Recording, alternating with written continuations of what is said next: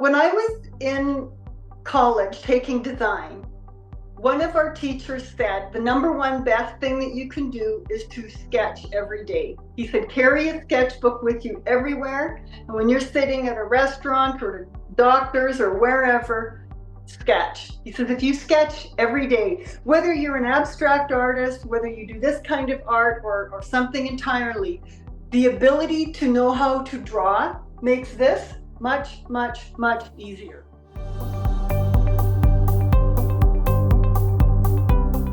Hi, everyone, and welcome to Mastrius.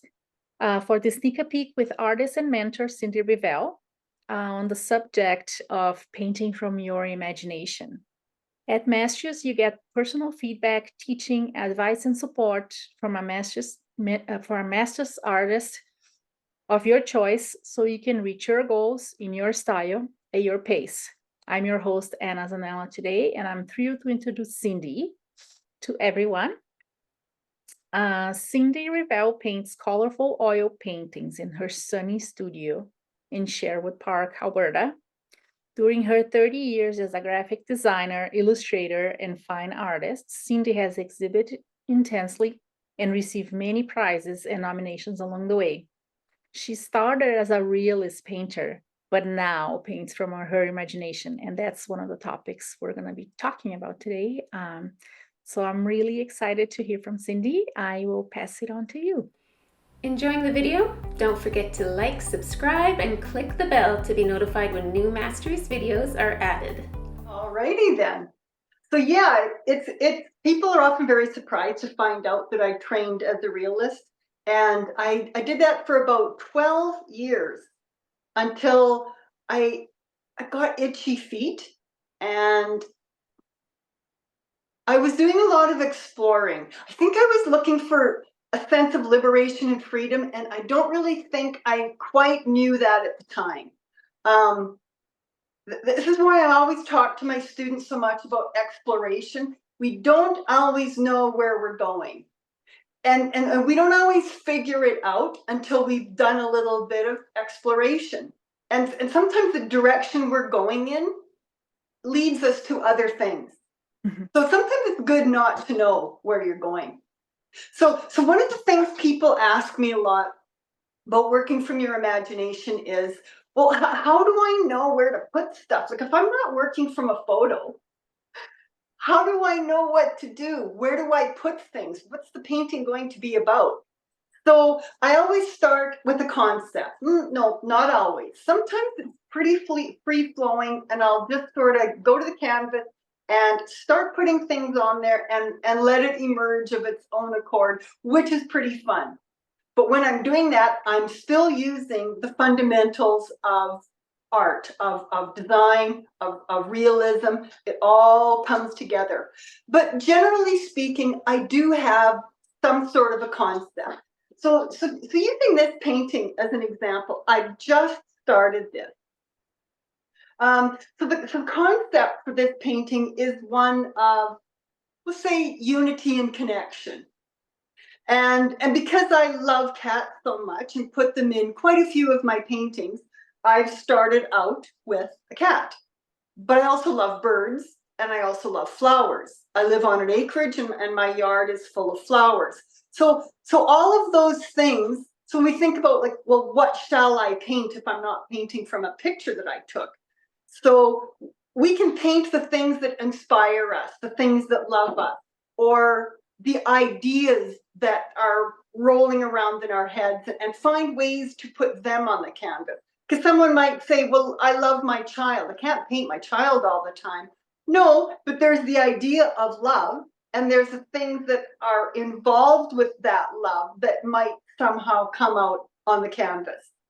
So for me, cats, flowers, birds, and other animals, I like painting dogs, coyotes, deer, all kinds of stuff. Doesn't have to be just one thing.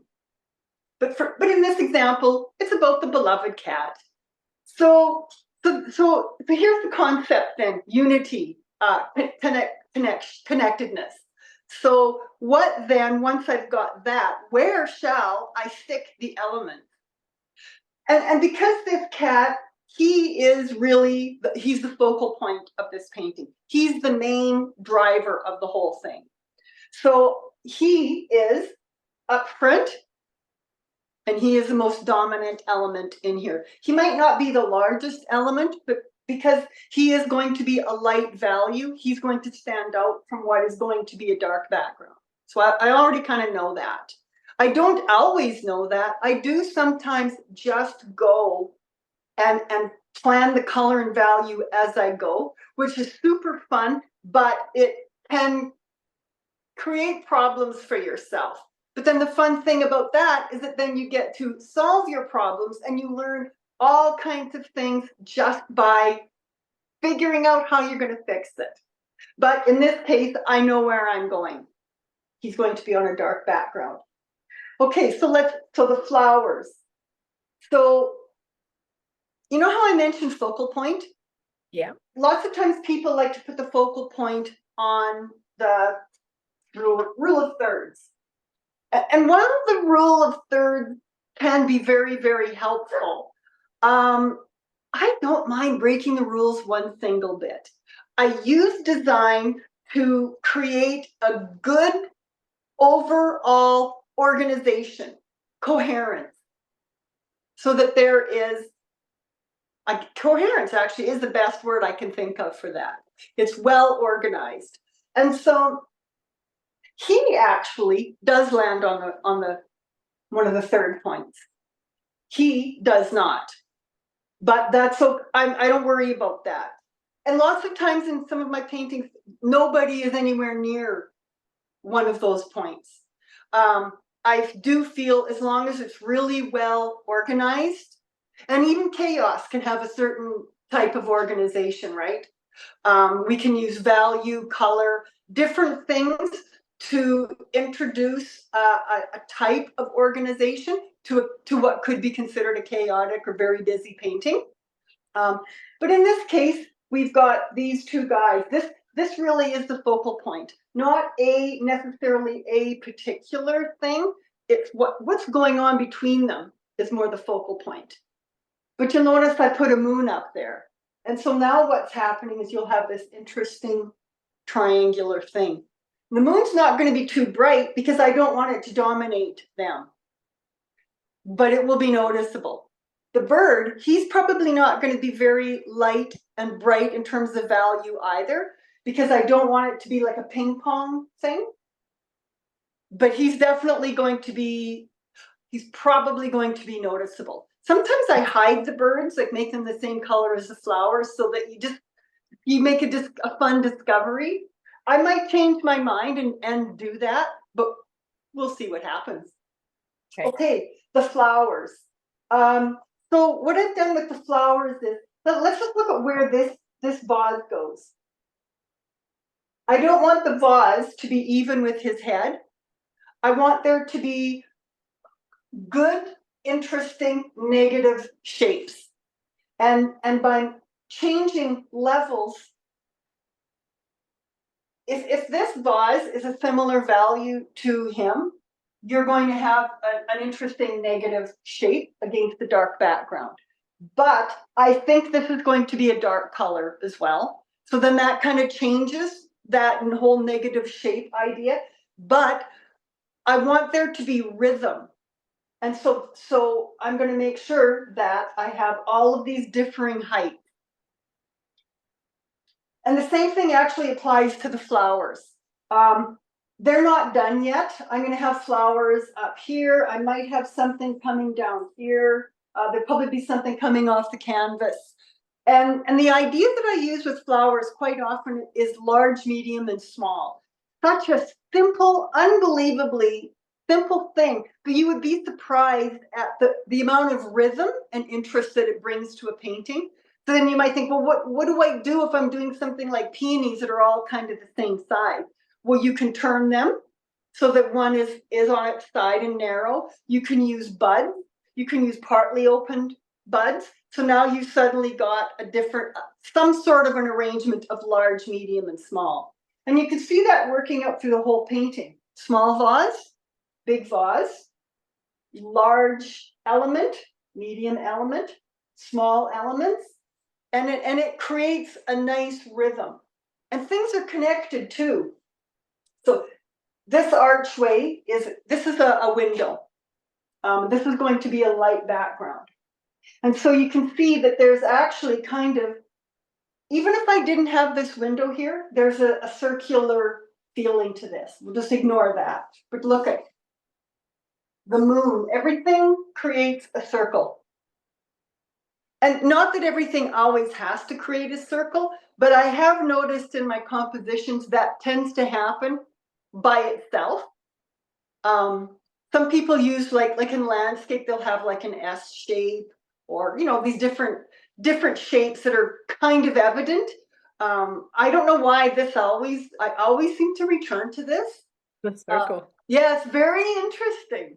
It's something to think about, and spots. Like, spots have been showing up in my paintings, my illustrations actually, going back nearly 30 years.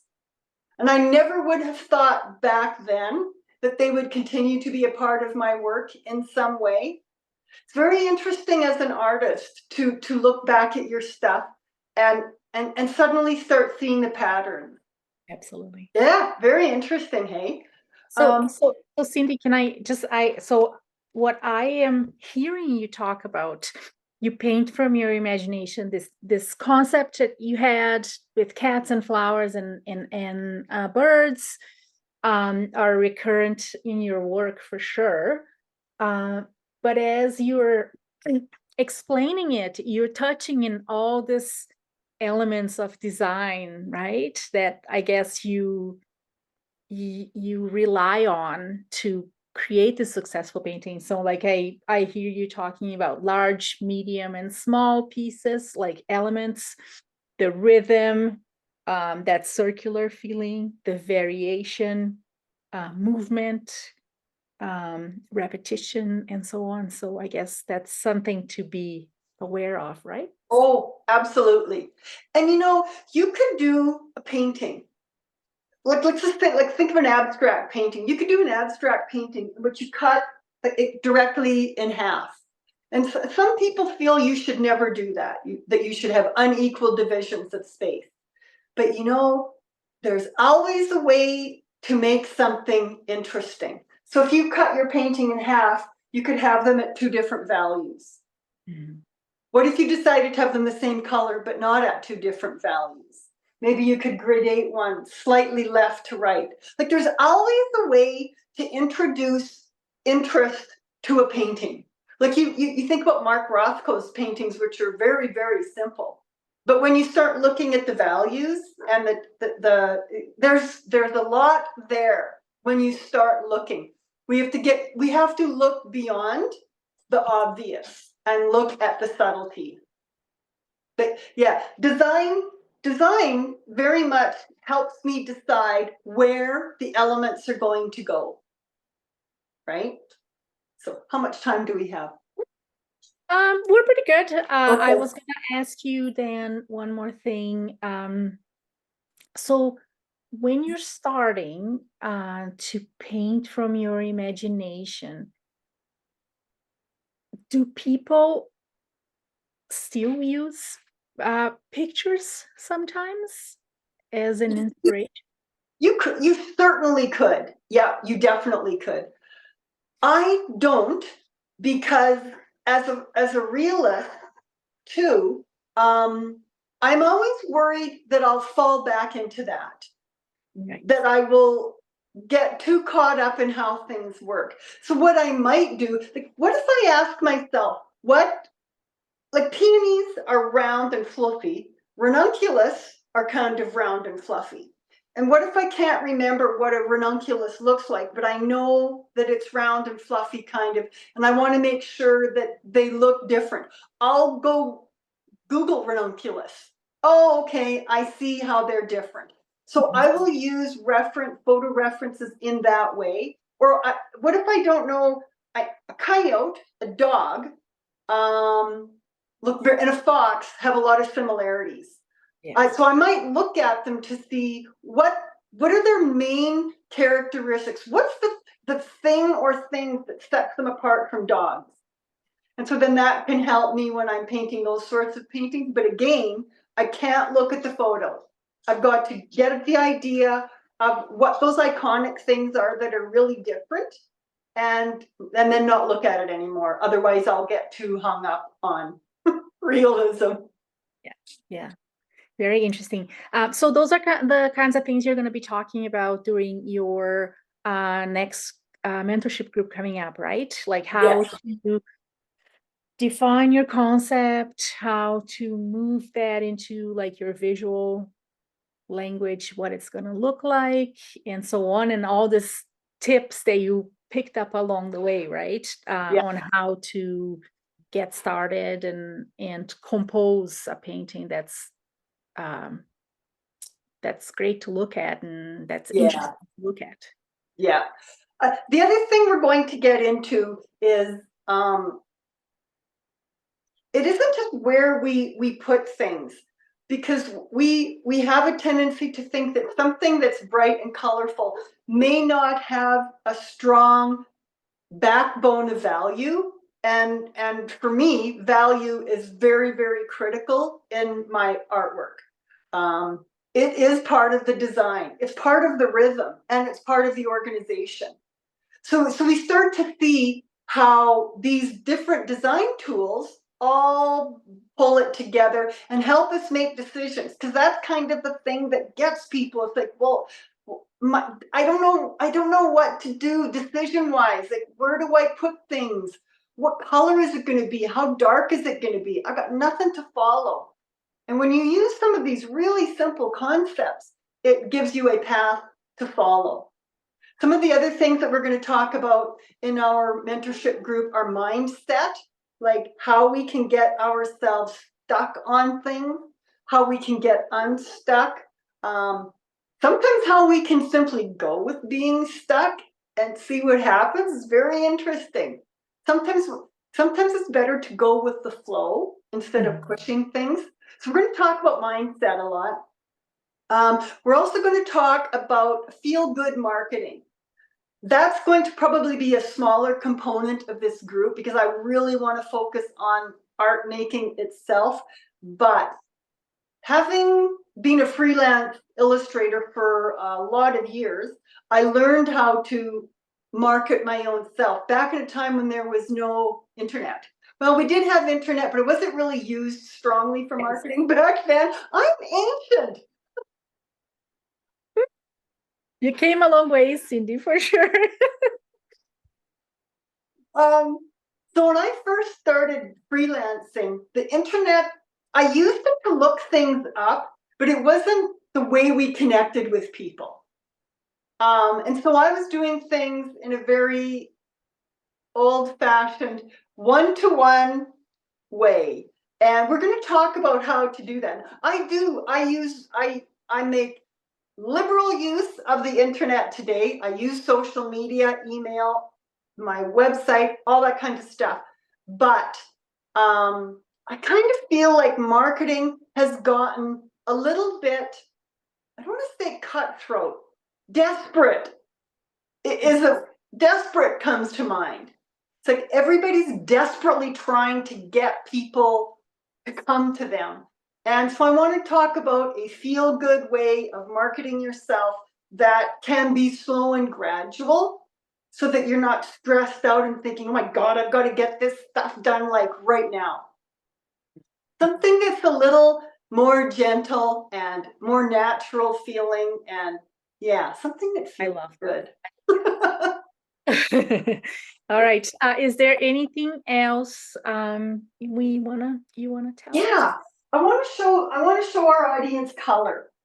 So this little painting, it comes from the same principles as this painting behind me. I'm thinking about rhythm. I'm thinking about large, medium, and small. But then suddenly, how do you do that when you've got three things that look the same? And so I've connected these two, and now suddenly they're like one big shape. I'm using the idea of large, medium, and small in all of the other flowers. I'm thinking about rhythm. This makes a fairly linear shape, But how do I break up that linear shape? By adding little things down here, here, here, that starts breaking it up a little bit. And then, of course, value is always really important. You can see that this, even though this is broken up with stripes, you see that it creates a little bit of a pattern. If you squint, you can see a dark rhythm of value running through the entire thing. Right. Very cool. Very cool. Well, I'm really excited, Cindy, to see your group launch. Thank you very much for sharing all that with us. I have been in one of your groups, and I know how amazing it is, and all the experimentation and the support that you can give people. Yeah, thanks everyone for watching this. I just want to ask you one last question, Cindy. Is there a piece of advice or encouragement you would give artists that are starting out? Something that you wish you'd known ahead of time? Well, when I was in college taking design, one of our teachers said the number one best thing that you can do is to sketch every day. He said, carry a sketchbook with you everywhere. And when you're sitting at a restaurant or a doctor's or wherever, sketch. He says, if you sketch every day, whether you're an abstract artist, whether you do this kind of art or something entirely, the ability to know how to draw makes this much, much, much easier. You're not flailing about thinking to yourself, how do things work? Because drawing all the time reveals to you how things work, like how perspective works and that kind of stuff. The other thing I learned early on, obviously, because I took design was the first. I got my diploma in the design, and it was that was the leader to my life as a fine artist. I noticed that many artists don't know anything about design. They actually don't realize that it's the backbone of all good art. And it becomes an afterthought in their lives if it's thought about at all. And so I would strongly encourage people to learn something about design. And there are ways to learn about it that really aren't all that complex. I learned that when I was taking design, I had actually later on, I had a hard time. I don't think I was regularly translating what I had learned back in college to my still life painting. In a certain fashion I was, but it definitely needed improvement. And I used books to do that. And we can't go into that here because it will take so long. But if people are interested in how I did that, email me and I will tell you how to do that. My email is cindy@cindyrevell.com. That's awesome. Well, thank you so much for sharing that with us, Cindy, today. Thank you, everyone, for watching. If you'd like to learn more, we have Cindy's mentorship group already set up on our website at mastrius.com. Everything we do is live, interactive, and online, so you can get your questions answered in real time and learn exactly what you need to reach your goals wherever they are. I'm a member at Mastrius, and I absolutely love it. I've been learning and growing my skills fast in a supportive community and a super welcoming community. And I hope you join us. So check us out at mastrius.com. Thanks for watching us, everybody. Thank you.